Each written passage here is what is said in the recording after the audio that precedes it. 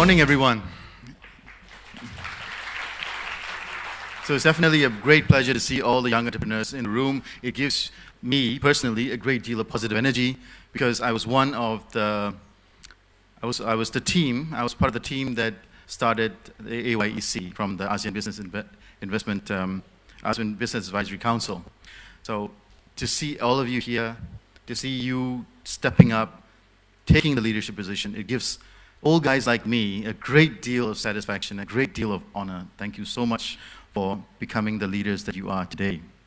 So it is also a distinct pleasure for me to be able to come here and share my story, share my life experience with you, but particularly on the topic of failure. We don't usually talk about it, we shy away from it, but let's give it a go. Because I do believe that failure is a part of life, it is a great teacher, and it is something that we need to come to terms with. So let's start with success. Most of us celebrate success. We look up to the men and women who do great things. We get our inspiration and motivation from success. However, life is never a one-dimensional road. There's never one dimension. There are always two sides to the coin. So, what is the flip side of success that we love so much? What about failure? Why don't we talk about that? We seldom talk about it. It's like a dirty word that no one wants to say, that you should avoid at all cost. Why is that? Some means we even say that failure is like a permanent personal brand. Once you have failed, you cannot atone for it. It lives with you for the rest of your life. I don't really think so, I mean, failure is failure.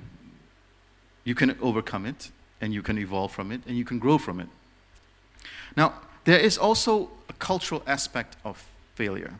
There is a fear of failure that is enhanced by cultural attitudes. So, it doesn't even need to be a big mistake. It can be a small one, but the amount of criticism and judgment that the society will give you is disproportionate to the mistake that was incurred. Now, I cannot talk for all countries, but I will talk about the Myanmar context. In Myanmar, the tolerance level of failure is so low and it is so frowned upon that people are petrified of making a mistake, let alone admitting to one. So we just don't talk about failure. We just don't want to seem like someone who made a mistake. But the thing is, the damaging thing is, we will actually avoid being wrong at the expense of being right. So that's a big problem. It destroys your self-confidence. It destroys the initiative. It destroys creativity, innovation, risk-taking.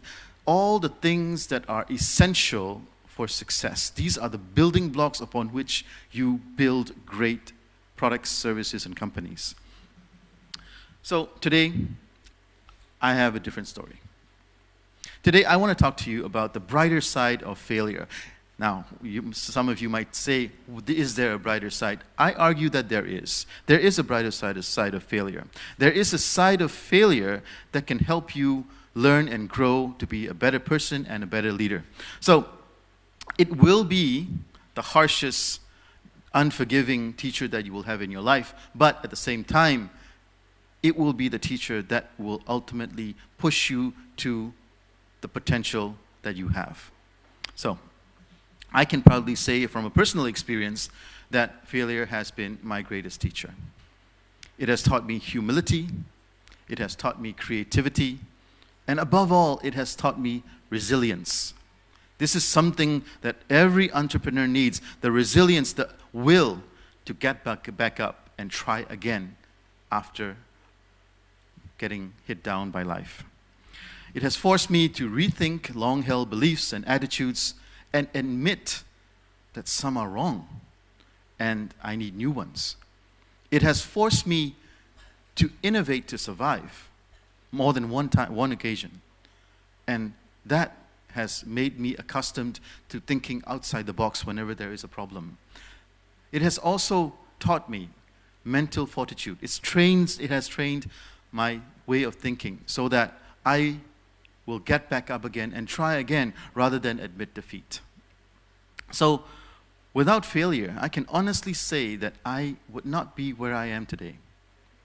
So, enough about the praises of failure on a theoretical level. Let's talk about what I went through on a personal level to see whether it makes sense or not. So, the first failure that I had, the biggest one, was when I started my business, my first business. I had sunk all my resources into that business, all the money that I had. And the initial thought was to launch the product, push for sales, generate cash, get the return. So we developed the product, and we did some initial tests, some initial assessments, and then we launched. The product failed. We had quality issues, and there was absolutely no hope of generating sales. So we had to make a decision, a choice. Do we keep on pushing an inferior product in the hopes that it will somehow be accepted down the line, or do we change? So basically what we did was we recalled everything from the market, we shut down our factory, and we revised our products. We went through multiple rounds of intensive market research. We did deep dives with our distributors. We did not let the product pass until it met each and every criteria that we had set for it. Eventually, we relaunched with a superior product, and now our sales have taken off. So the lesson there is that you need to get the product right first. Then you launch.